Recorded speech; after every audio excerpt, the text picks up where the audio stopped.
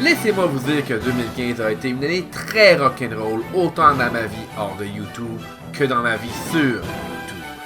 Mais le mois de décembre, comme vous avez pu voir, a été un mois très long. Aujourd'hui, nous allons clore l'année 2015 avec les autres retours de mes attentes. Voyez-vous, conceptuellement, je voyais les attentes comme des futures vidéos, un engagement à prendre. Mais pire qu'en 2013, plusieurs projets se sont vus reportés pour l'année qui s'en vient. Plusieurs en sont déçus, mais il faut comprendre qu'on ne peut pas tout avoir. Si en bout de ligne, le projet est meilleur parce que plus de temps y a été investi, il faut l'accepter comme étant un mal nécessaire. Je suis déçu de ne pas avoir les Mighty No. 9 et Zelda Wii U qui nous ont été promis pour l'année 2015, mais justement, on va en parler dans le désordre. En 10e position, nous avions l'attente d'un jeu Battletoads. La licence étant maintenant exclusive à Microsoft, un certain espoir fut créé. Perso, tout comme Silent Hills, et dire que j'avais raison à ce sujet, un nouveau jeu aurait été bien, mais je n'avais pas grand espoir.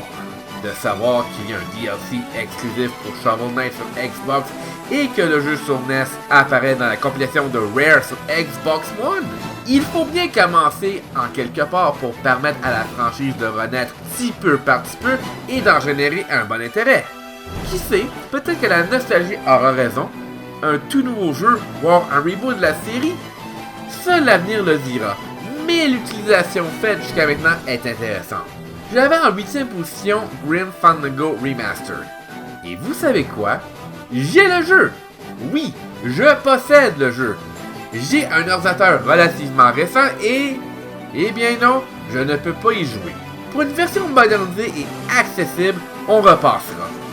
Peut-être que je suis un peu fou du fait que je n'ai pas eu de réponse encore pour régler mon problème, autre que, hey, une autre machine, juste parce que. Mais ça fait depuis sa sortie que j'ai envie d'y jouer. J'ai la chance enfin sans hack et sans DOSBox, et non, je ne peux pas. La bonne nouvelle, c'est que c'est DRM free et une chance parce que je pourrais y jouer dans une future machine justement sans m'inquiéter. Il semblerait que je ne sois pas le seul qui a ce problème et des réponses concrètes se tardent à faire. J'ai encore cette confiance qu'un jour je jouerai au jeu. Je veux dire, j'espère, je l'ai légitimement acheté. Ça me déçoit énormément de ne pas pouvoir y jouer, d'avoir un service à la clientèle qui aurait dû mieux répondre aux besoins de ceux qui ont des problèmes, mais ce qui lui sauve la face à Grim Fandango Remastered, le fait qu'il soit, je le répète, DRM free. En 4e position fut le très attendu Mighty No. 9, une réponse spirituelle à feu Mega Man, ancienne franchise chérie de Capcom. Plusieurs ont été déçus de la promesse non tenue, mais n'est-ce pas là un mal nécessaire pour s'assurer d'avoir un jeu de qualité fidèle à la réputation de Keiji Inafune? Je veux dire, vous ne voulez pas d'un jeu comme Assassin's Creed Unity qui n'était aucunement peaufiné, pas vrai? Encore là, personne ne veut d'un autre Duke Nukem Forever qui a attendu 14 ans avant de voir le jour. On va s'entendre pour dire que le média du jeu vidéo est de plus en plus difficile à satisfaire, mais pas pour les raisons que vous croyez. Soyez patients mes amis, car Mighty No. 9 verra le jour officiellement le 9 février 2016 en Amérique du Nord et mondialement 4 jours plus tard, soit le 12. On va espérer que les 18 mois supplémentaires n'ont pas été pour rien. Je tiens à féliciter l'intégrité et la franchise d'Inafune et de son équipe dans cette situation. En 3e position maintenant, le nouveau Zelda sur Wii U. Et qui sait, possiblement NX. Voyez, ici on a le problème majeur avec la Wii U, et il s'agit de Nintendo eux-mêmes qui, au lieu de corriger leur propre série et de l'admettre comme des grands, espèrent vous distraire avec leur futur nouveau produit. Est-ce que cela vous rappelle quelque chose? Si vous avez répondu de la GameCube, vous avez totalement raison. Twilight Princess était originellement conçu pour la GameCube, démontrant le paroxysme de ses capacités et avec l'espérance de donner soit un nouvel intérêt pour la console, soit de donner un beau champ de signe. Au lieu de ça, en espérant pouvoir vendre davantage de Wii, Nintendo décide de ne pas tenir leur promesse et de vous faire croire que vous devez d'oublier la GameCube. L'histoire ici se répète effrontément et dans vos faces. En plus, on se sert de Triforce Heroes sur 3DS pour vous distraire de cette bévue.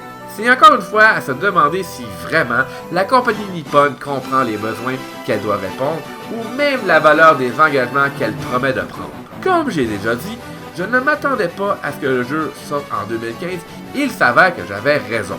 Nintendo a promis qu'il y aura définitivement un nouveau jeu Legend of Zelda sur Wii U en 2016, ce qui fait nettement plus de sens de toute façon. Seul l'avenir le dira si l'histoire se répétera. Et en première position, j'avais cité la saison finale de la série d'animation Metalocalypse. Après le film musical de Doomstar Requiem, disponible sur Amazon TV et non Netflix, pas cool, les gens attendent après cette fameuse saison finale. Ce qui fait quand même que Doomstar date de 2013. On est à l'ordre de 2016. Je sais. Et que depuis, l'équipe travaille sur la dite saison finale, mais sans support d'aucune maison de production. Ce qui fait encore moins de sens, c'est le fait que la série a connu un succès monstre. Cote d'écoute, vente de DVD, assistants dans les concerts, et toujours rien de la part d'Adult Swim et Hulu. Ceci dit, voici à quel point la demande est forte. Il y a eu en à peine un mois depuis que l'équipe a parti MetalCalypseNow.com 82 000 signatures demandant la production de la saison 5. Ceci est l'effort de Brandon Small, créateur de l'émission, qui ne demande qu'une seule chose, donner une conclusion satisfaisante à son fidèle public qui suit les aventures du groupe Dethklok depuis 2007. Si vous vous dites que ce n'est pourtant pas trop demandé ce qu'il veut, toute chose considérée, vous avez raison. Mais en 2015, respecter les artistes et leur œuvre, ouais, ce serait apparemment trop demandé. 2016 sera donc une année très importante pour savoir si oui ou non Metalocalypse aura ce qu'elle mérite. Vous êtes fan et vous voulez vous aussi faire entendre votre voix auprès d'Adult Swim et Hulu? Allez sur MetalCalypseNow.com pour savoir comment vous pouvez faire la différence à votre tour. Je suis certain que l'équipe créatrice en sera reconnaissante. Pour moi, c'est satisfaisant juste de savoir que Brandon Small ne lâche pas prise si facilement. Alors, bonjour tout le monde, j'en profite pour vous souhaiter à tous une bonne année 2016. J'en profite ici pour refléter un petit peu 2015 qui, my god, il s'en est passé des choses, comme je dis, dans ma vie personnelle et également sur YouTube. J'ai quand même été 2 mois sans activité parce que justement, j'avais pas accès à Internet. Alors, c'est un peu dur de uploader des vidéos quand t'as pas accès à Internet, donc tu comprends. Mais je me suis quand même rattrapé avec les derniers mois de l'année. Et nous voici enfin à 2016. Alors, pour 2016, je vous dirais que, première des choses, il n'y aura plus d'attente parce que le problème avec les attentes, c'est j'ai écrit un scénario pour des vidéos futures.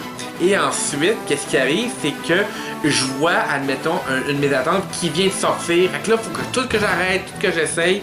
Et ça me dérange pas, en fait, de faire ça. Mais en fait, les critiques deviennent... Justement, les critiques n'étaient pas à la hauteur de mes attentes, même si, en même temps, ça suit le concept qui est... C'est des critiques rapides que je ne veux rien vraiment divulguer puisque c'est du nouveau matériel.